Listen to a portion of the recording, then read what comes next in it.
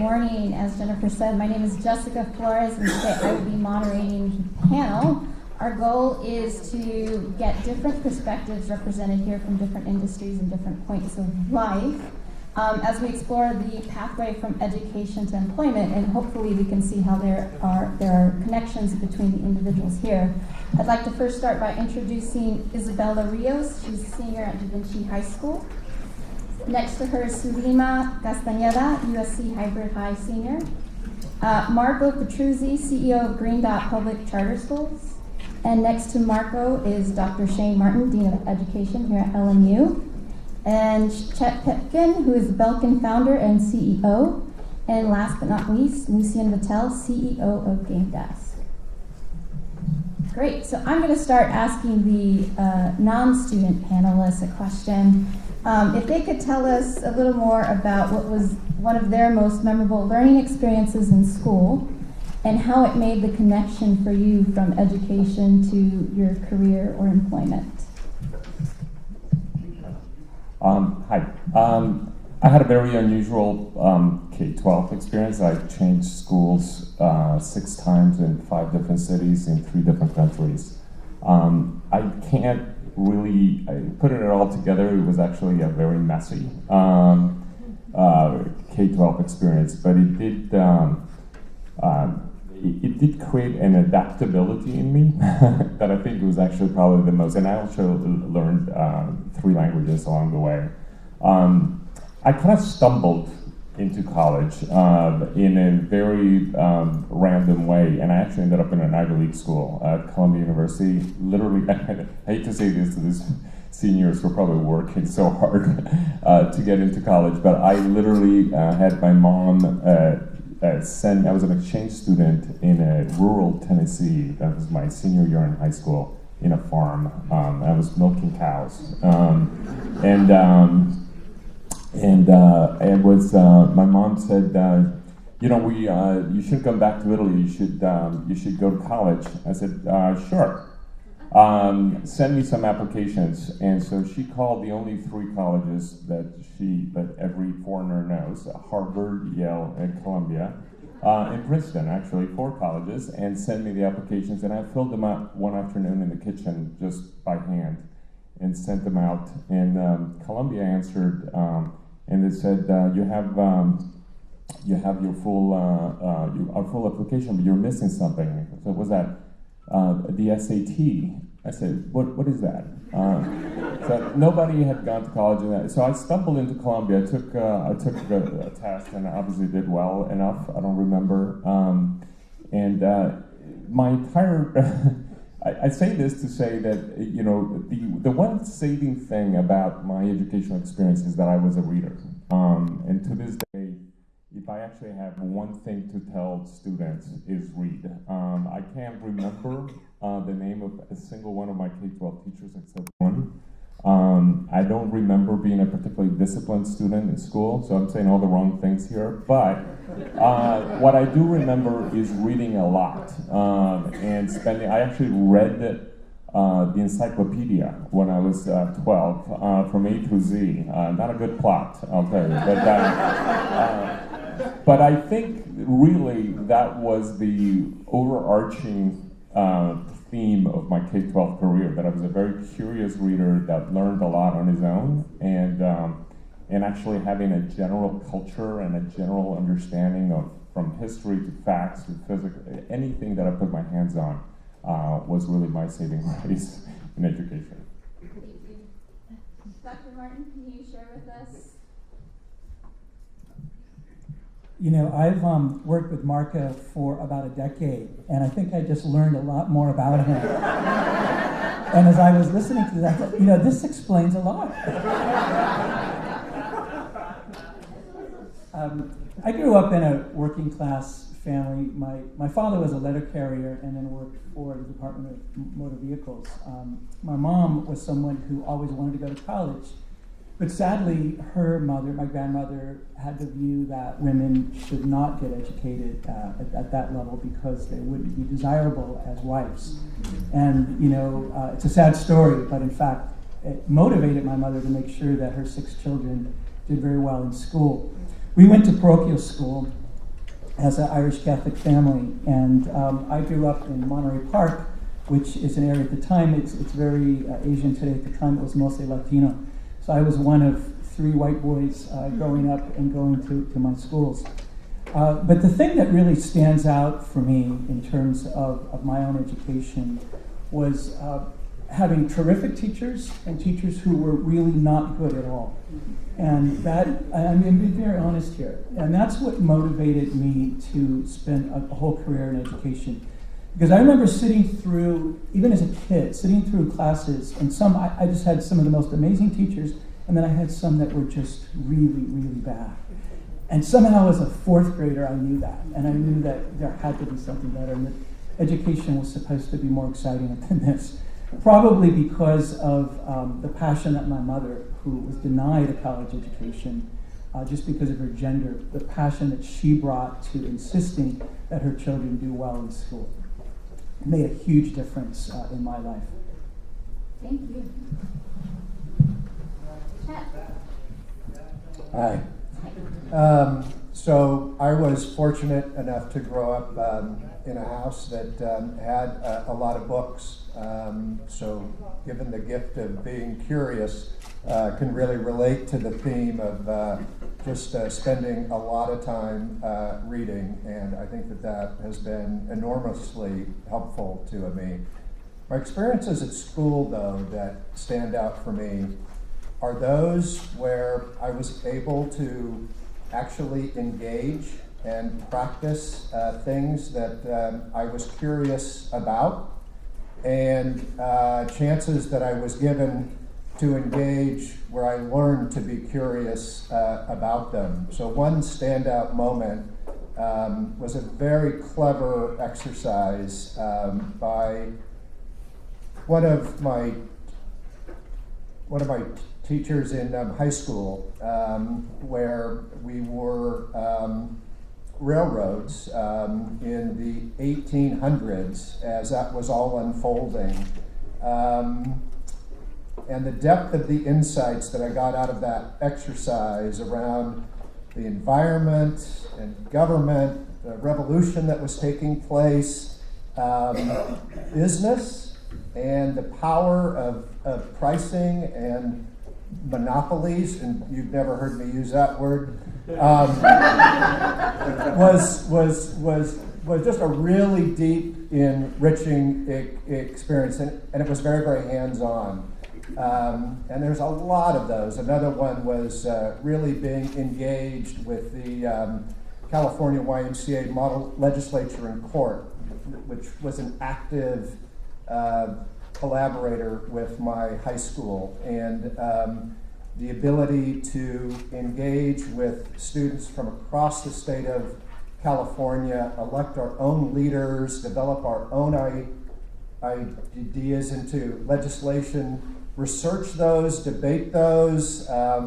So really those hands-on experiences, and I'm really, really grateful to the people that made that happen. And somebody said to me as I was trying to thank them, the best way to thank me is to find a way to give back. So I'm looking for a way to do that. Maybe I'll find some of it here. So thanks. Thank you, Chet.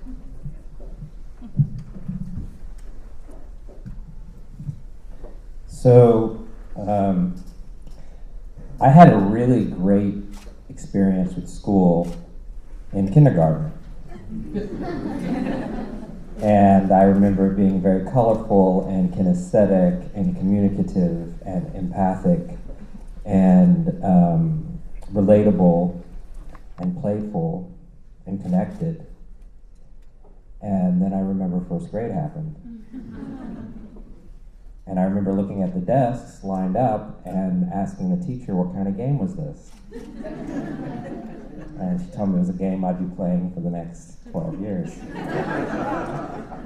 if not more. And for me, I always felt that there was a huge disconnect between what I experienced in the classroom and what I experienced in my life. And I kept waiting for those two worlds to connect. And it took many, many years for me to see the connection. I can also say that for every teacher that educated my mind, there were many teachers that equally traumatized my heart.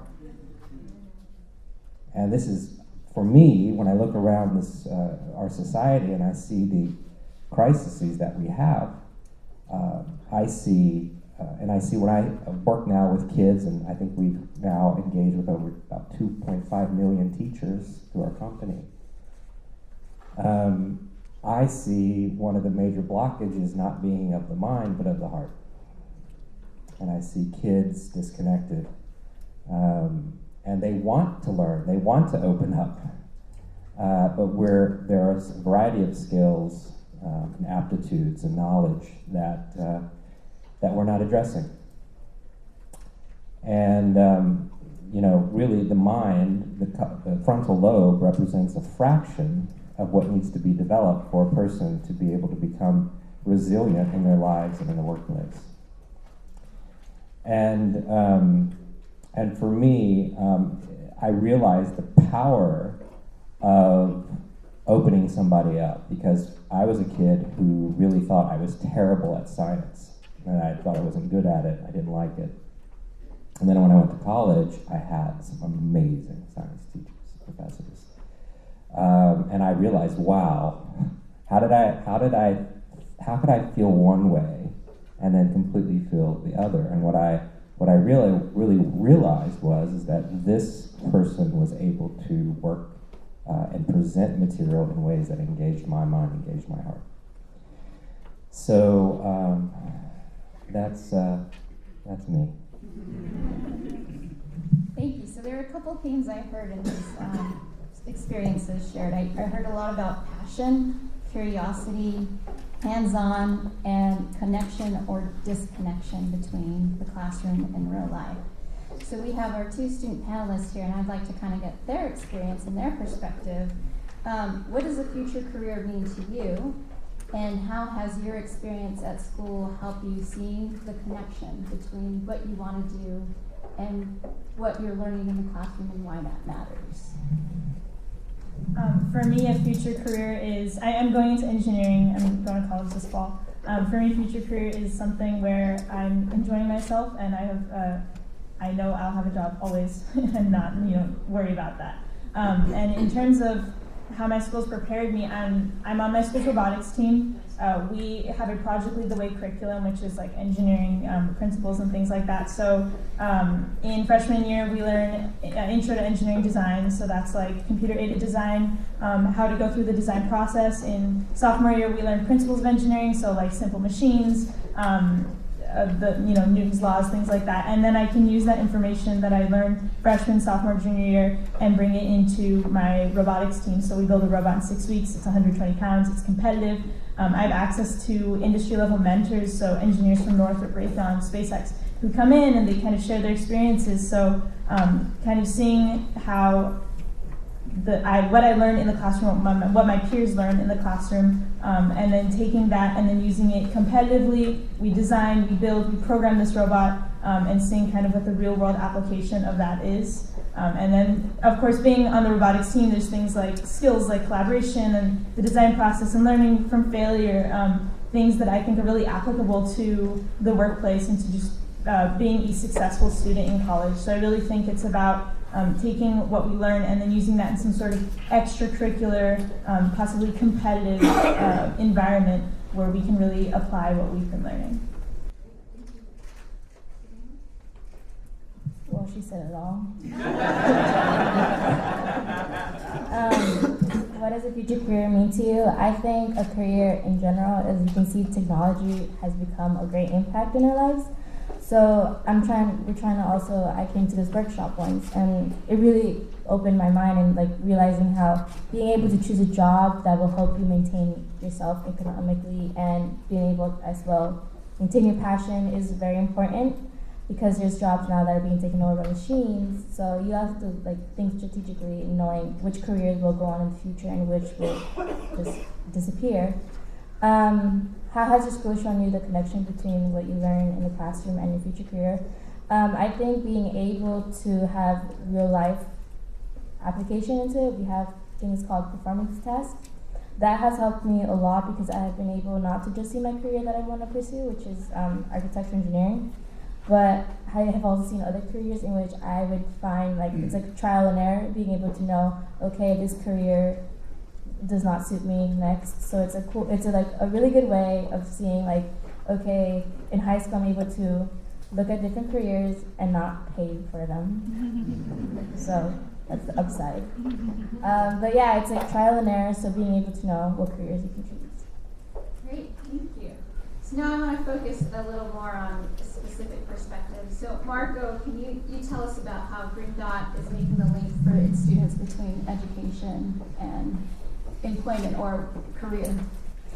Yeah, I think I first need to paint for you a picture of who our students are, because it's incredibly important to reflect on who you're serving. So we serve an incredibly impacted population in Los Angeles. Our center of gravity is around Watts. That's we have 11,000 students. We also do turnarounds in Memphis and it's starting in Washington State. 95% of our students are free and reduced lunch. 70% of our families are below the poverty line, the federal poverty line.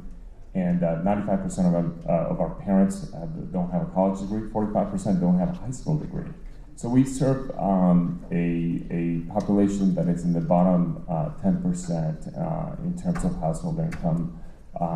And most of our students start in high school with us. And unfortunately, this is a very sad statistic, they come into high school in the bottom 10% of performance coming into high school.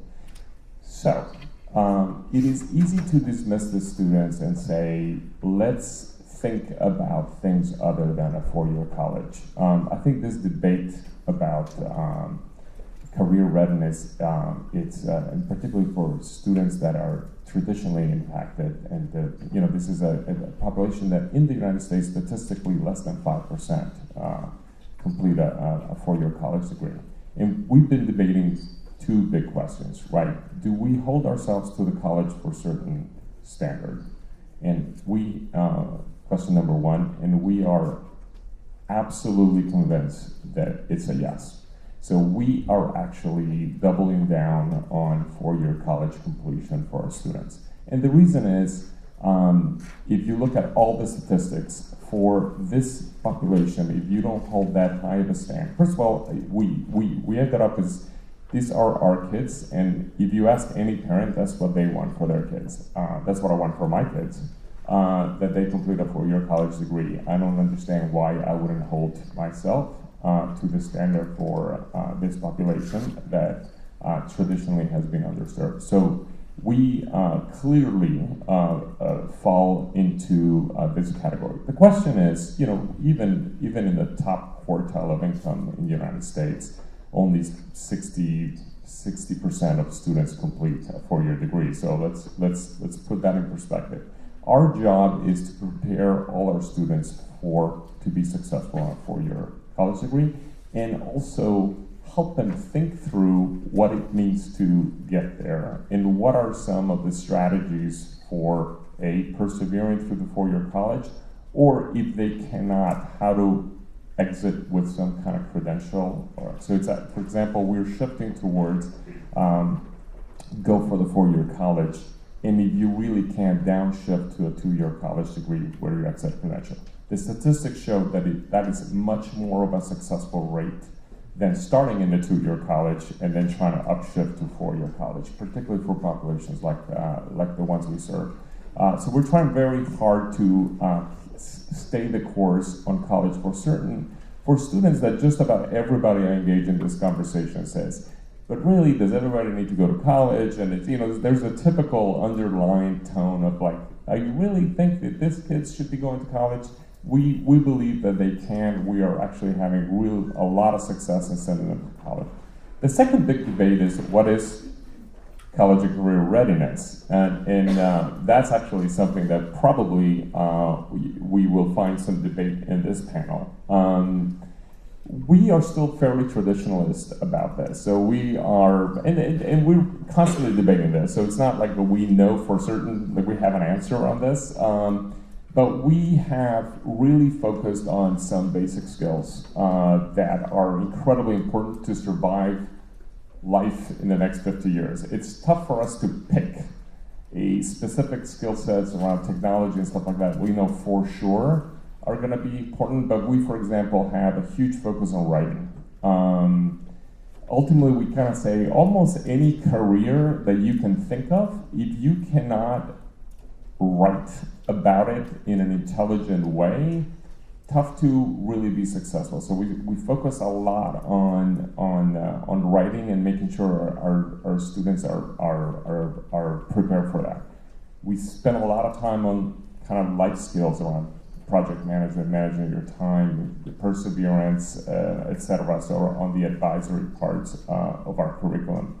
And we actually still believe that general knowledge and ability to critically think and debate and do it with academic discourse, so actually verbalization with academic discourse in our classroom is incredibly important.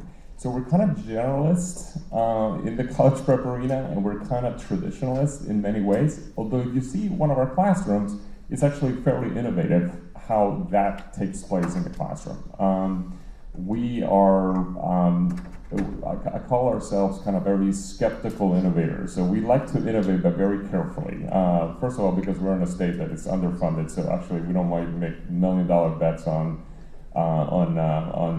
blended learning without really having researched this very well. Number two, we have we do only middle schools and high schools, and the bulk of our population is in high school, and we still don't see a ton of really good programs for one-on-one learning at the high school level that we truly believe. Although there's a lot of really good stuff to pick from, and our teachers are actually fairly innovative around that.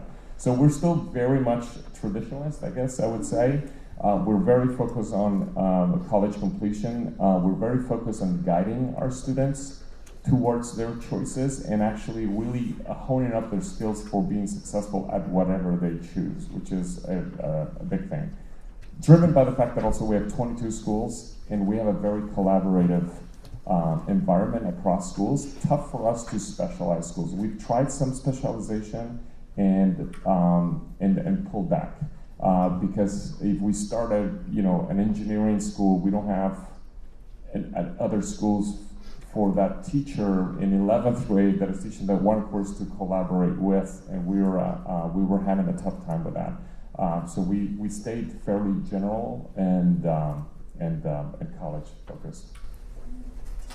Lucien, you have kind of a unique perspective, one as someone who started and founded a company and kind of taking your own experience in education and kind of building something, but also the role that GameDesk plays in education. Can you tell us a little more about GameDesk and what it is?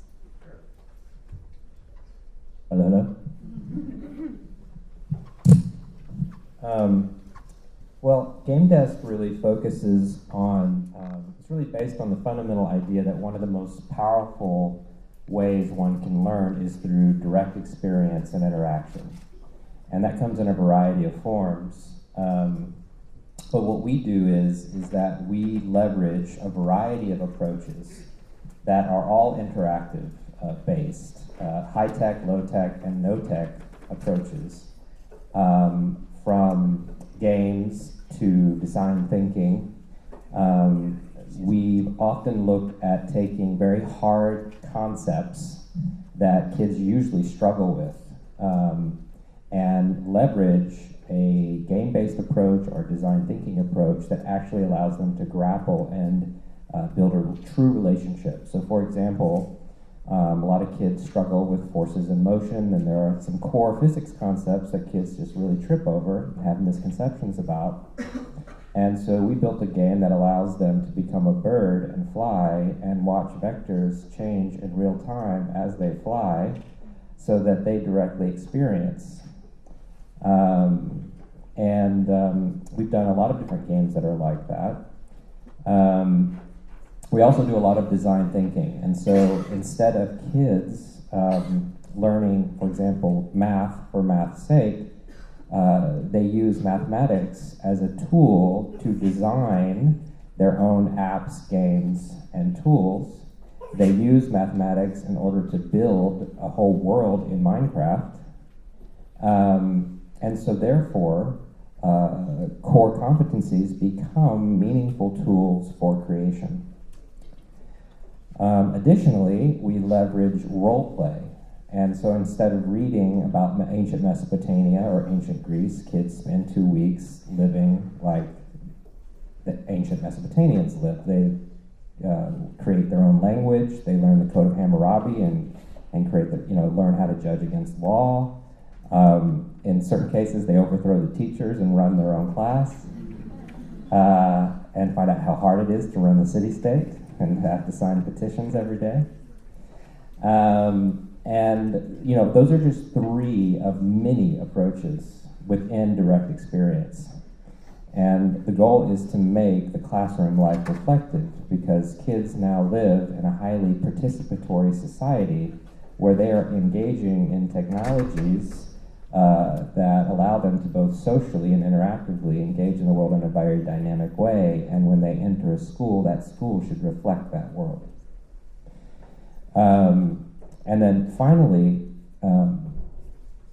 most recently, we've really focused on and are launching a new series of platforms and titles and approaches that really focus on all the things that schools tend to not highlight.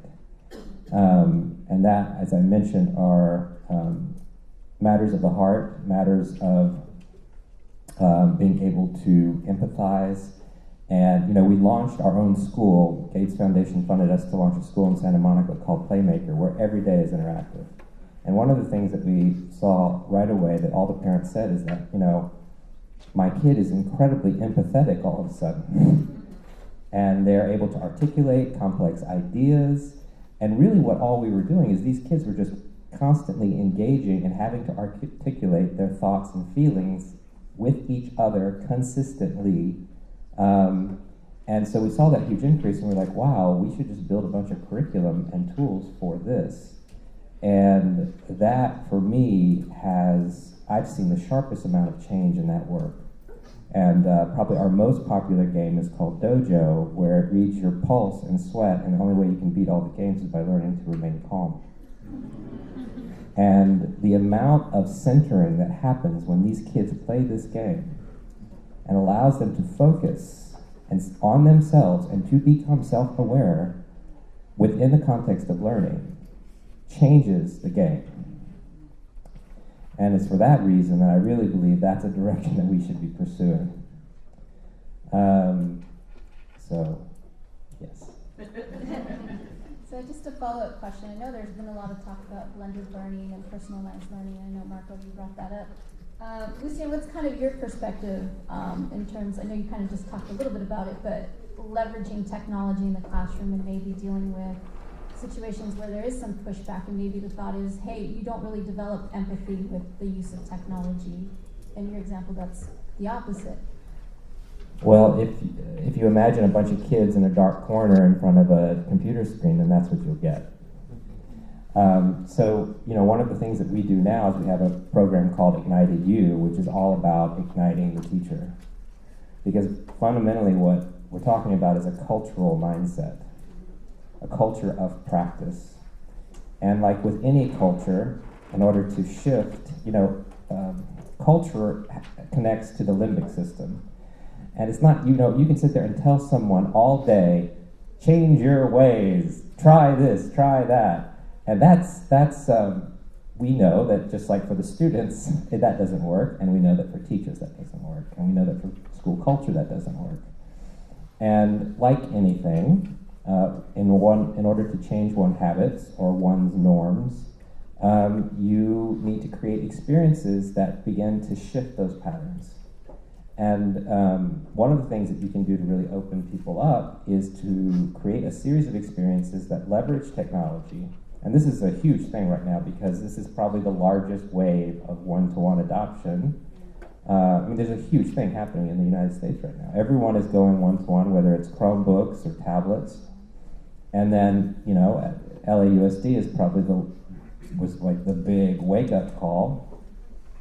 It's not about the devices. It's about what people are doing with them. And, you know, a digital device is like anything. It's like a whiteboard or a smartboard or anything. It's a tool. And you either have the ability to leverage that tool or you don't. And the key to leveraging it, in my view, is to build a culture of practice that is able to get online, find a bunch of apps, and see it as a tool for enhancing learning. To be able to go beyond thinking of Chromebooks as a testing device, which for many schools, that's where the mindset is, and for them to all of a sudden be exposed to a variety of actually interactive supports that actually allows them to rethink their classroom. And so we've been focusing a lot on doing national training, large-scale training that gets teachers on board. And really, it's the same thing. You create an experience, they connect to it. Next thing you know, you're creating an experience where they are doing it, and then you're creating an experience where they are creating it. And if you get through those 3 steps to where they're creating it, then they are self-empowered and they're part of the culture. Great, thank you. It's a nice segue to our next panelist, Dr. Shane Martin. Dr. Martin, can you talk about how schools of education are responding to this new focus on the pipeline from the classroom to career? Not very well. Seriously, and I actually do mean that, unfortunately, in many ways. But in seriousness, I think everyone in this room is aware of what I would call a blistering critique against schools of education. And while those critiques sting, I think it turns out there's a lot of truth that we have to take a look at for those of us who work inside the institutions. And the critiques really are that there's a huge disconnect between what happens in the real world of schools and the way that teachers are prepared through your traditional pathways in schools of education. So as I said, I think there's a lot of truth to that, and there's a real challenge for schools of ed to rethink and reinvent ourselves. I'm very pleased of what we're doing at LMU, and I'm also pleased about being part of a few national initiatives on this. I'll describe the national initiative first. I'm very pleased that we were asked to be an inaugural member of a group called Deans for Impact. So this is a group of 18 deans of schools of education. So it's small, and it's meant to be small so that we can actually move and not get caught up in bureaucracy and be able to have impact. And so the deans are of schools of ed, and there's 4 guiding principles.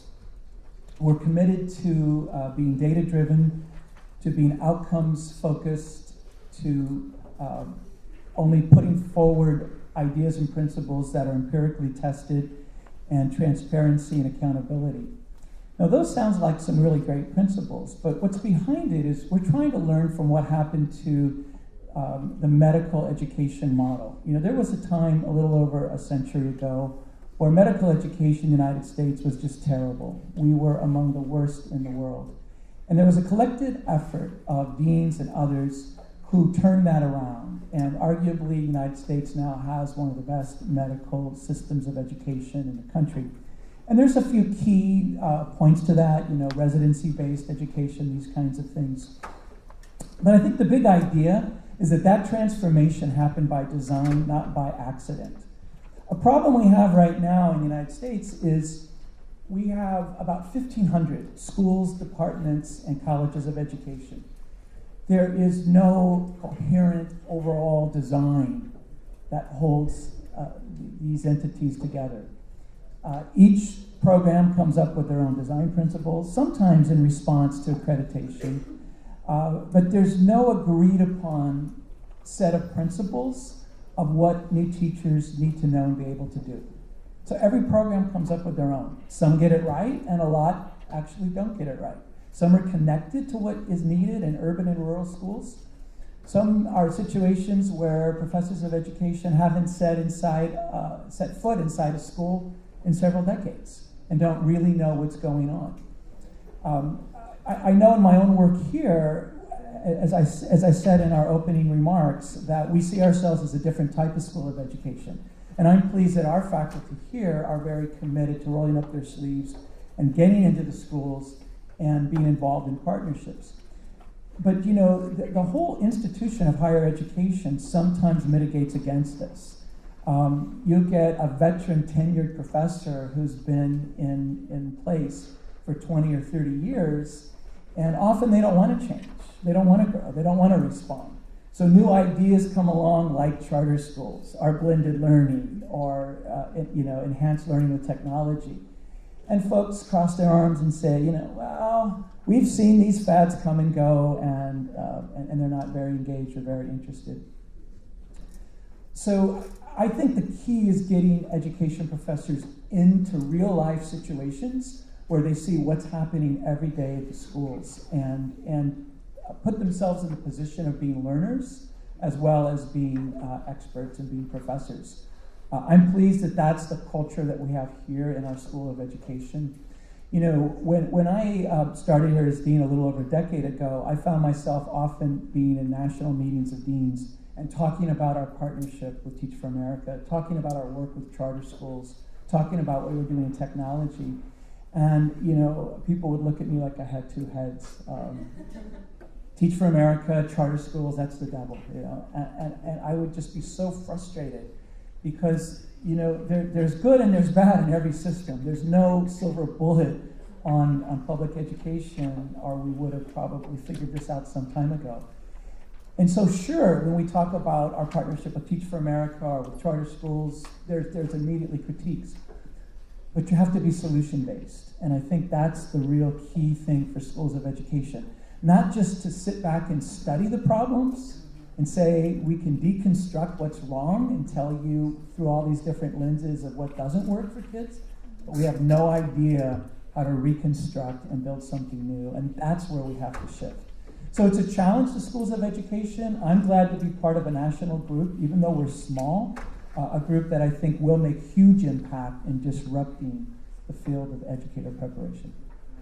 Can you talk about whether or not this is happening, making the connection for teachers, so themselves as learners, but also potential future educators? So Jessica, that's a great follow-up question. I think that's the future for teacher preparation.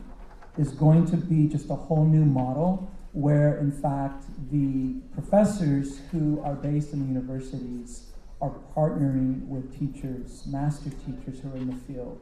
And we completely rethink the way that we prepare educators. So it's no longer exclusively university-based, but in fact, our programs in partnership with schools, school districts, Teach for America, charter schools, we're preparing the next generation of teachers together in the schools, and we have our education professors right alongside with our professors of practice, who are the teachers in the field, and are doing that together. It's a completely different paradigm for teacher preparation.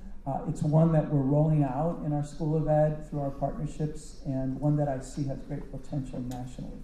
Great, thank you. Chet, I'd like to ask you a few questions as a business owner. Can you talk about why the education to career pipeline is important to you? Sure. So I think most of us recognize that we live in a free enterprise system. I happen to be a huge believer in that system. One of the characteristics of that system is that it is really, really brutal. It can have really, really brutal outcomes. One of the ways in which it's brutal is it's overwhelmingly brutal in its honesty, in its transparency of what's sort of taking place. I believe that the single most powerful tool to mitigate those brutal impacts are education. Our free enterprise system is shouting to us the gaps that exist. We are at a period of the most dramatic acceleration in innovation and creative application of our very own world more than at any other point.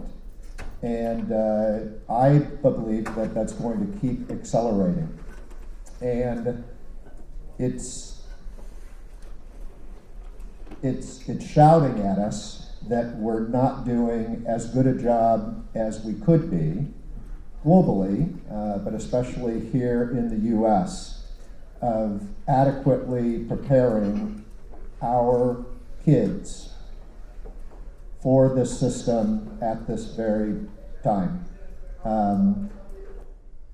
Because the free enterprise system works the way that it does, it'll look for the best ways to achieve an outcome, the most efficient ways to make things happen.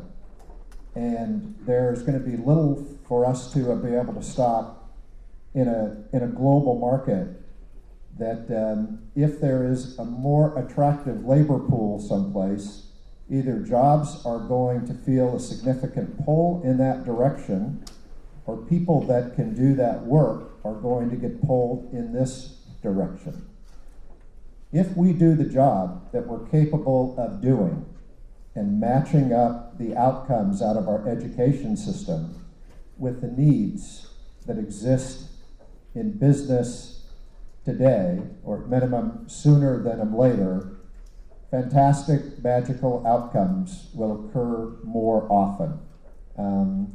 People will be able to get the fulfillment and the reward that they're looking for out of life with their own values, be able to provide for themselves and their families, not just with the monetary rewards, but with the value rewards of working with and for organizations that are making great things happen for people.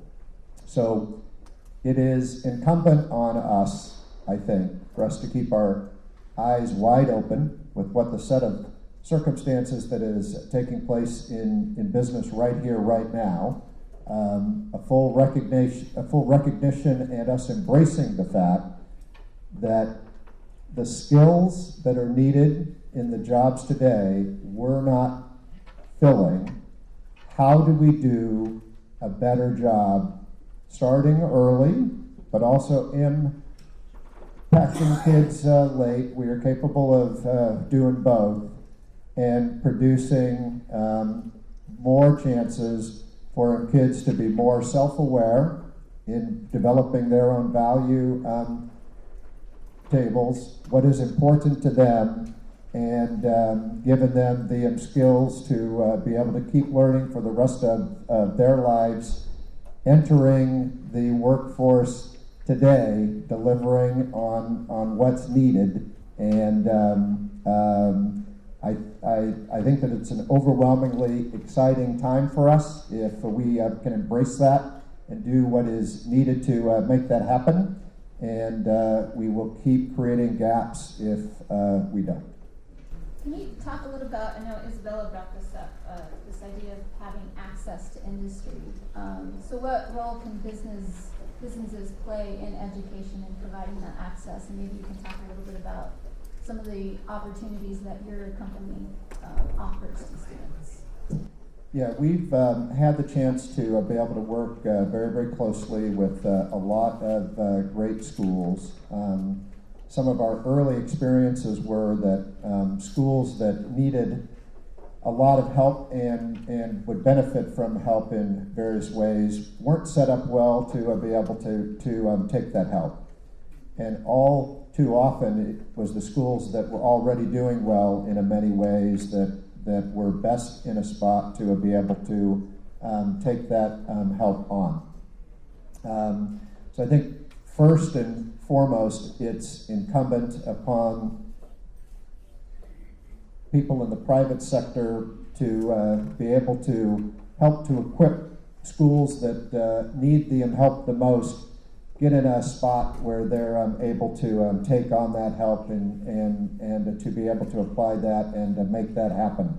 One of the schools we work closely with is Da Vinci schools that we will see a lot of folks from and hear a lot from them over the coming days.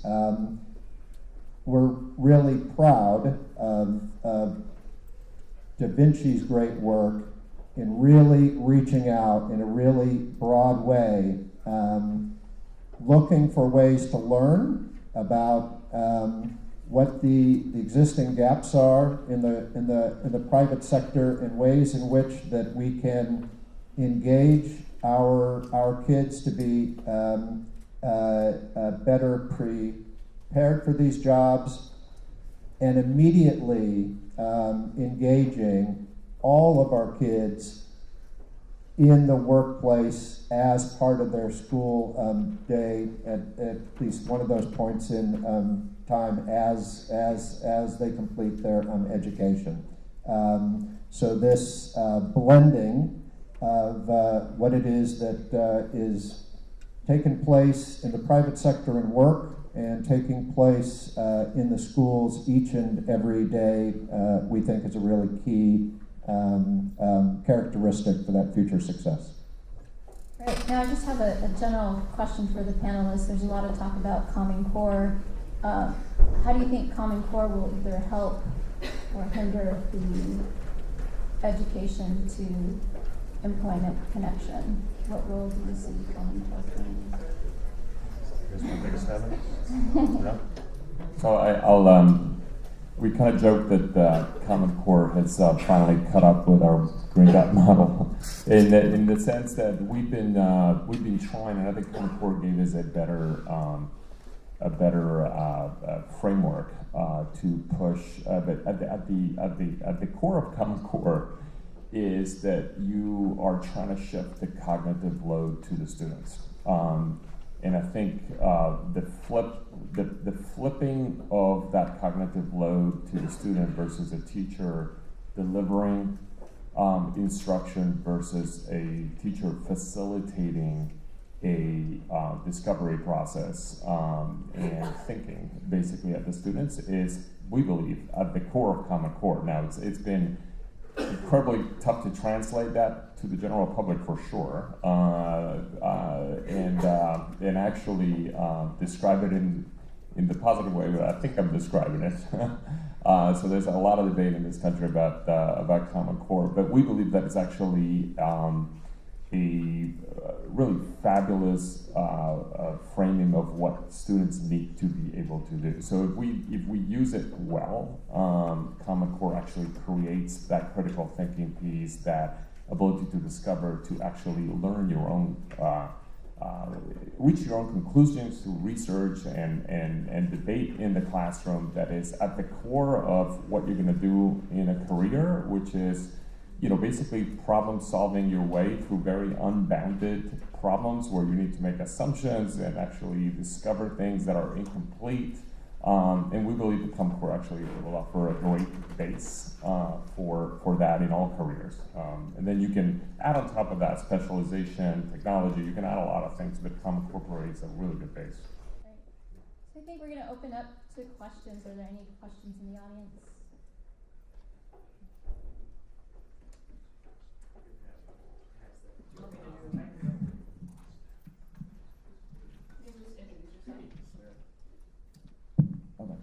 So my name is Derek Green. I am in Chicago with one of the Noble Network campuses, Lucien College Prep.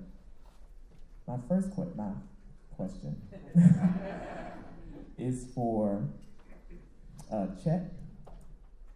So I'm curious, there are definitely two students here that want to engage in an industry that Belkin hires for. Of the, new employees that you have that are fresh out of college, what intangibles or soft skills, gaps, I should say, do you find that the students right out of college have that you would like educators to do a better job of responding to?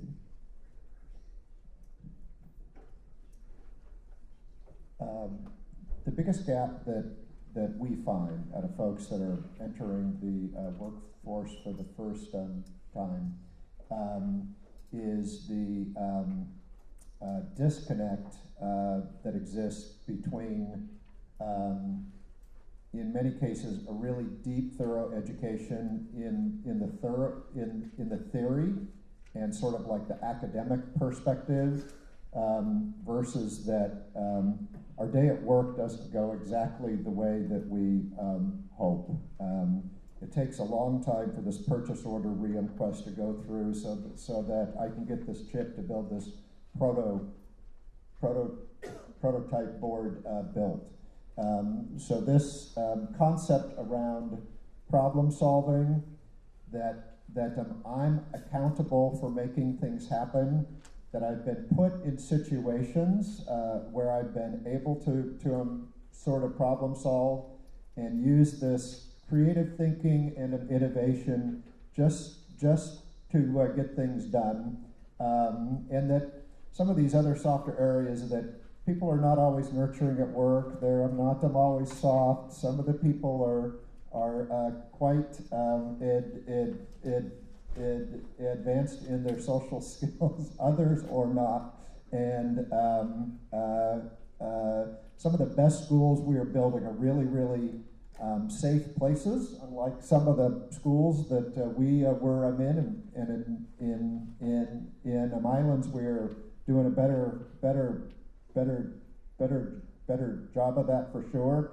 But when we get to work, there's a different kind of a reality check taking place there. So bottom line out of all of that is stay in touch with the values, what it is that matters to you, and be ready to be nimble, creative, and to put that problem-solving work and skills that we've been working on in school to work at work. Could I just add to that? Even though you addressed that question to Chet, we talk a lot to business leaders like Chet, because that's exactly the question that I think those of us in higher ed have to think about. If we're preparing folks at the undergrad and graduate level, what do we need from business? And the first thing that I always hear is the problem-solving skills, and often the second thing I'll hear is, but it's usually not an individualized approach to problem-solving.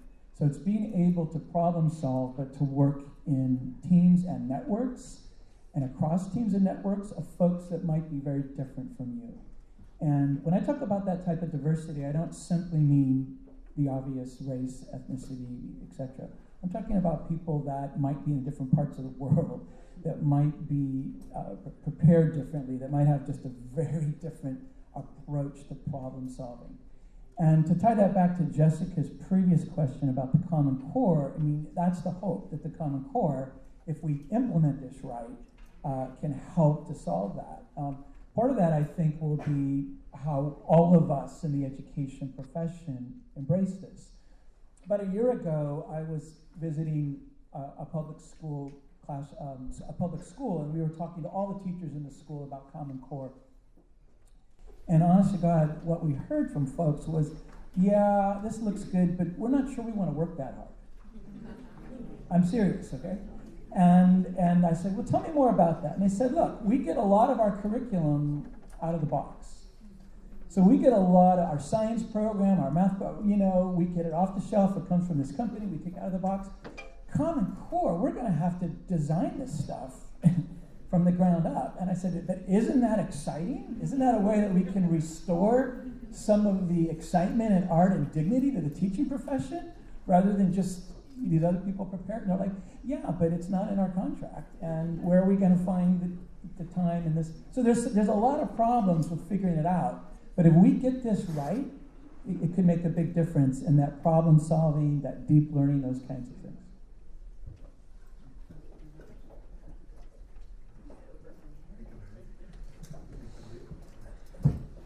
I have one little thing to say to that. I think collaborative problem solving should be introduced at 4th and 5th grade. At an advanced problem solving.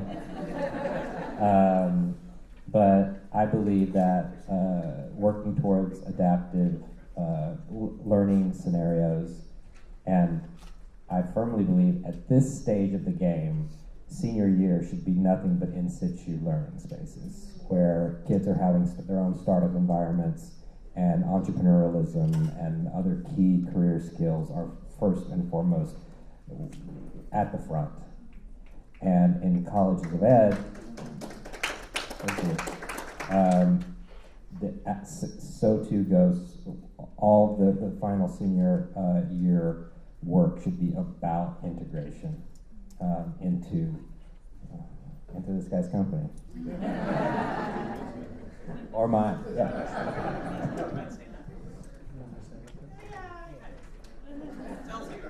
Hi, I'm Dominic Woods from Wilkinsburg, PA, Pittsburgh, PA. My question is for the dean. It's great to change the teacher's philosophy, but we can't change the administrator philosophy of teaching an antiquated system. Where we currently teach, I think we're too brick and mortar. I think we're still trying to teach 19th century skills for a 21st century job set. And how do you change that philosophy from upper education down to the K through 12 to the parents to understand, hey, the way of teaching with all of us lined up in these desks and teaching 3 R's and everything is so antiquated and outdated.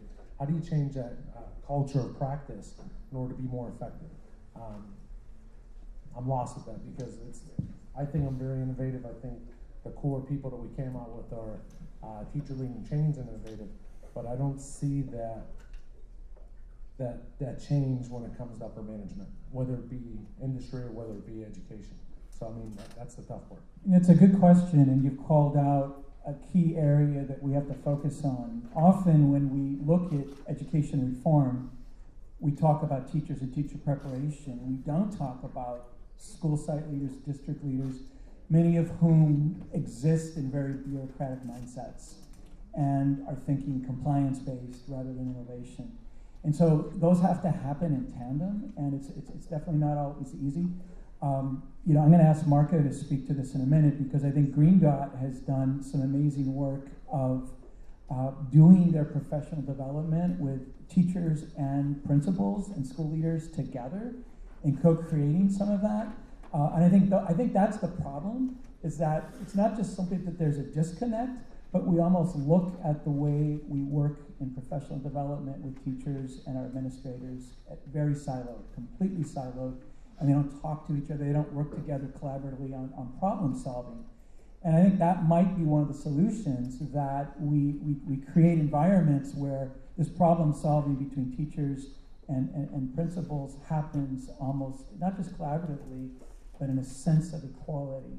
Marco, why don't you talk about the group? Yeah, I mean, I actually wanted to first address one thing, that there seems to be a little bit this false dichotomy that is embedded in some of the questions around 21st century skills versus 19th century skills. That is, it's either creative, unbounded, group, explorations, etc., and actually knowledge and facts, etc. And I just want to say that it's a false dichotomy, right? Like when people say we need to teach our kids to think like scientists know a lot. To actually be a good scientist, you need to have a solid base of understanding of facts and things. So sometimes people go too far in one direction versus the other, like, oh, you can Google stuff, so you don't need to know it. That's a false argument, okay? You need to know stuff to know what to Google. You have to have a solid base, because the way the brain works, I mean, this is an incredibly important thing that we actually try to teach our students, right? The way the brain learns is through thinking. And if you don't know facts, you spend the very small bandwidth that you have for thinking on actually learning basic stuff, that if you have it, you can do higher order thinking. So actually, we can't be, we have to be a little bit careful about not going too far on one direction or another. I do believe that we need to be creative and innovative, and that's why I said, like, we're traditionalists in the sense that we actually want our kids to know a lot of stuff. But if you go to our classroom, there is, a ton of group work, a ton of debate, a ton of like Socratic circles, discussions. There's a lot of innovation in the classroom that provides, hopefully, this problem solving, unbounded problem solving, working with others. But we actually aim for a very rigorous knowledge base on our students, and so you can't. I think you have to have both. So I think since he threw the ball and I went the other direction, but we do.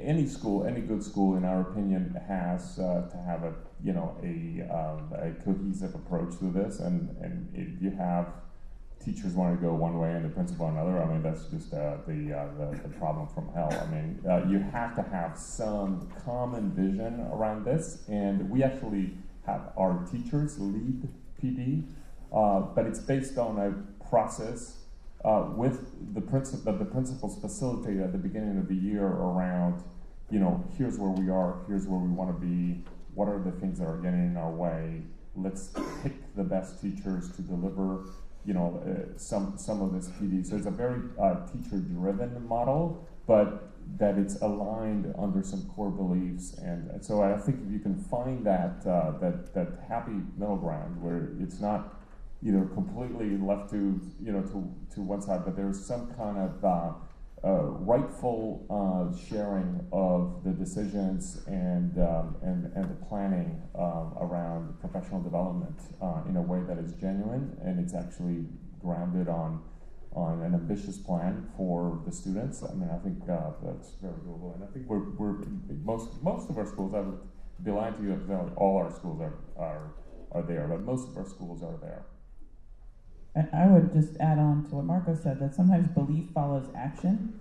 So if it's something you believe and you can make it happen in your classroom, and then you can bring the administrator in to see it and say, hey, this is what my kids are doing, that might get them to say, oh wow, maybe you should teach the other staff how to do it. You know what I mean? So like, if you can do it and become an exemplar, do it. That can sometimes change the practice. I'm gonna go Charlie, then I'll go over to you, Jeff, okay? Hey, Jessica, you'll tell me when to stop. Okay. Good morning, y'all. I'm Charlie Schlegel. I look after some schools in Indianapolis. My question is actually from Ms. Rios in Castaneda.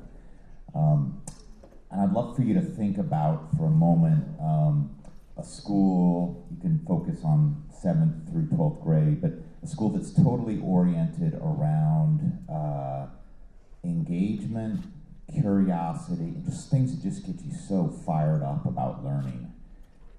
And if you then reflect on your experience over the last several years, what project or experience really exemplifies that, just got you so juiced up?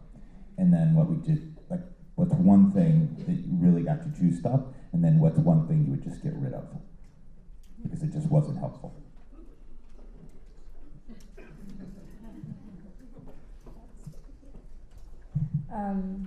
I think our school performance tasks, those are the things that really, juices you up.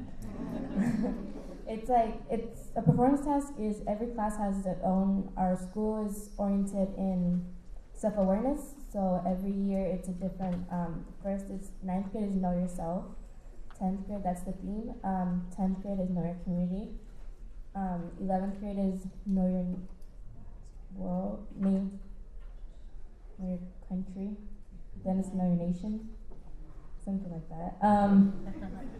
Right now, what we're doing, I remember last year, because I transitioned from 9th grade to 10th to the school I am right now. My 9th grade, my school was very traditional, and then coming from a traditional school to a blended learning was a big transition. But mostly just me up, I guess, would be the performance task, because it was a way in which I became self-aware of the world around me, and I got to choose my topic in which I became passionate about. Every class has a different topic. I know for 9th grade we had some TED Talks that we had to create. We would choose our topic in which we were passionate about, and then talk about a situation in which we found it to be passionate or has transformed our world.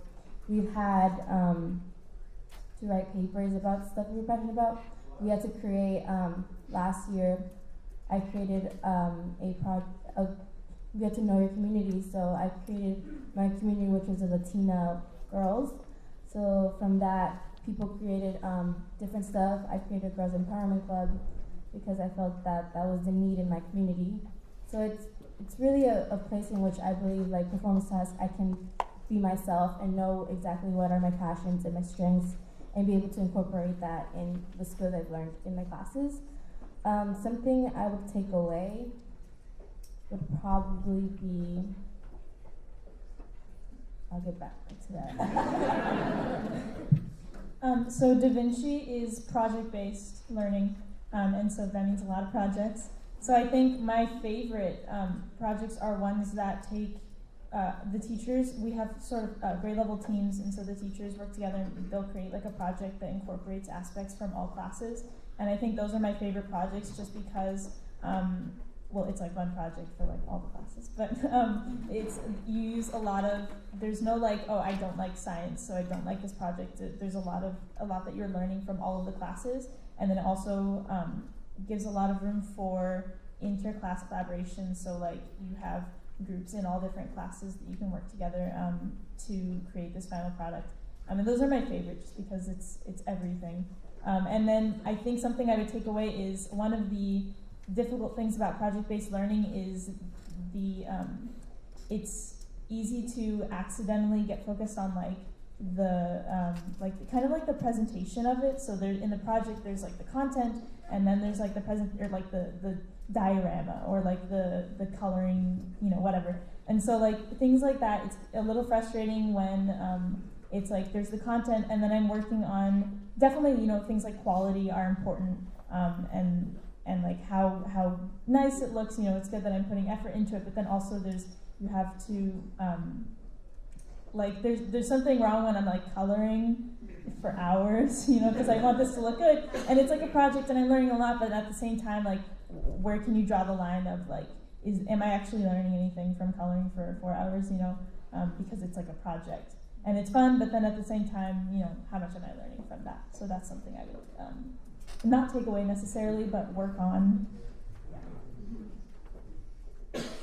I would work on time. That's something that I think is very important because I realize that sometimes people need more time than others, and you're only giving a certain amount of time, and also because every year the theme changes, you kind of lose track of what you've learned last year, so being able to transition what you learned last year as well from this year is like really important because like you know yourself for 9th grade, but then you know your community, so you lost yourself within the community.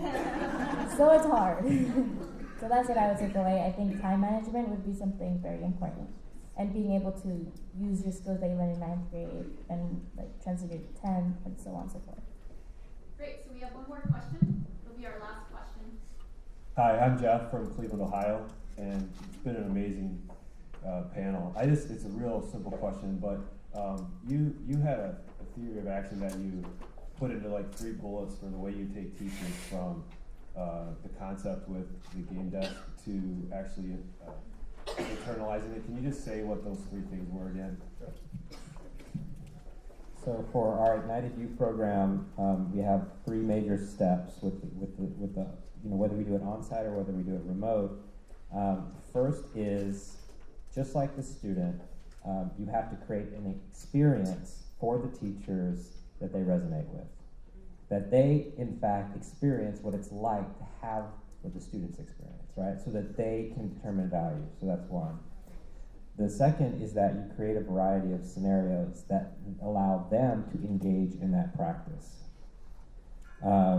And so the first, I'll step back again. So imagine they are able to explore through a variety of exemplars, design learning, interactive-based learning, role play, etc. And then they take a hand at it. In groups, as individuals, they then enact that teaching with other teachers, and we do a series of sessions. And then the third is they create their own.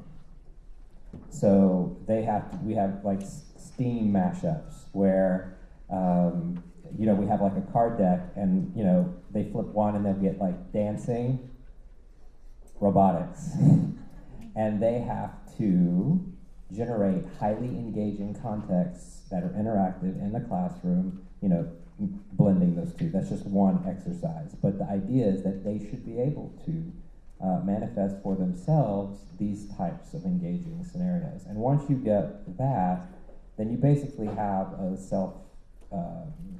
self-generating, self-driven piece. And then I'd actually say there's a fourth piece to that, and that is advocacy and community.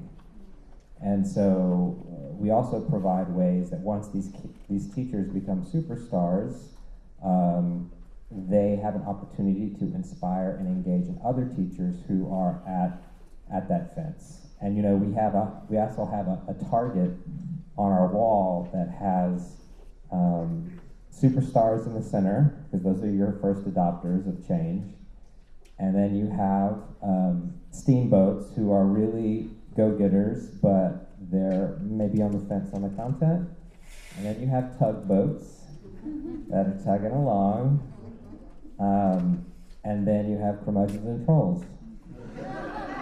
And I can tell you that to convert a curmudgeon troll is the very best experience that you can have, because they will become your strongest advocate. And it goes to that first point, which is you've given them an experience that has generated an awakening for them that allows them to see the value, and they are enthusiastic to share. Great, thank you. So I'm going to attempt to summarize. I have 4 bullets that I think kind of summarize what we've heard today. I think what I heard was not to forget the basics. So Marco talked about the importance of reading, writing, math skills, making sure that you have strong writers.